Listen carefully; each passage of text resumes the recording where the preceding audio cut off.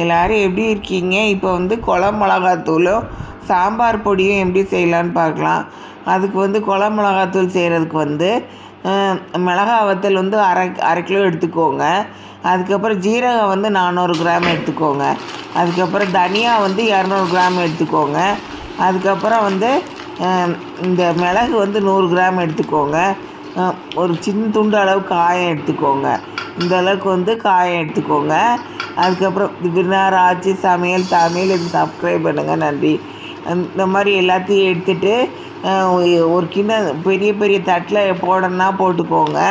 இல்லைன்னா வந்து ஒரு பேப்பர் மாதிரி விரித்து எல்லாத்தையும் வந்து அந்த பேப்பரில் வந்து எல்லாத்தையும் எடுத்து வச்சு அதை சுற்றி வந்து ஏதாவது கல் மாதிரி வச்சுட்டு அதை நல்லா வெயில் படுற இடத்துல கூட நீங்கள் வச்சு அது வெயிலெலாம் ஒரு நாள் பூரா வெயிலில் இருந்துட்டு அதுக்கப்புறம் அதை எடுத்து மிஷினில் எடுத்து கொடுத்து அரைச்சி எடுத்துக்கலாம்.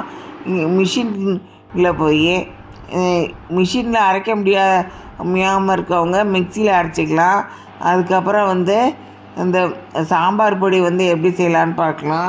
சாம்பார் பொடி செய்கிறதுக்கு வற்றல் வந்து 200 கிராமு, தனியா வந்து 50 கிராம், ஜீரகம் வந்து 25 கிராம், உளுந்தம்பருப்பு வந்து 10 கிராம், கடலைப்பருப்பு வந்து 25 கிராம், துவரம்பருப்பு வந்து 10 கிராம், புழுங்கலரிசி வந்து 10 கிராம், மிளகு வந்து 10 கிராம், வெந்தயம் வந்து 1 டேபிள் ஸ்பூனு.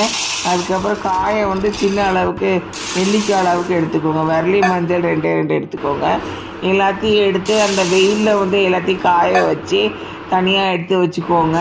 எல்லாத்தையும் எடுத்து வச்சுட்டு அதுக்கப்புறம் மிஷினில் கொடுத்து வந்து எல்லாத்தையும் நல்லா ஒரு நாள் பூரா நல்லா காய்ஞ்சதுக்கப்புறம் மிஷினில் கொடுத்து நல்லா அரைச்சி எடுத்துக்கோங்க.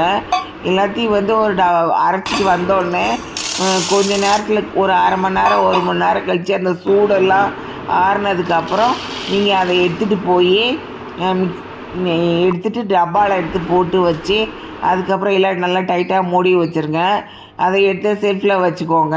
அதில் வந்து தாள் மாதிரி ஒன்று எழுதிருங்க. அந்த மாதிரி தான் குழம்பு மிளகாத்தூள்னு எழுதிட்டு என்றைக்கு நீங்கள் அரைச்சிங்களோ அந்த அரைச்ச தேதியை வந்து அதில் எழுதி வச்சுக்கோங்க. அப்படின்னா உங்களுக்கு வந்து வேகமாக யூஸ் பண்ண கரெக்டாக இருக்கும். நன்றி.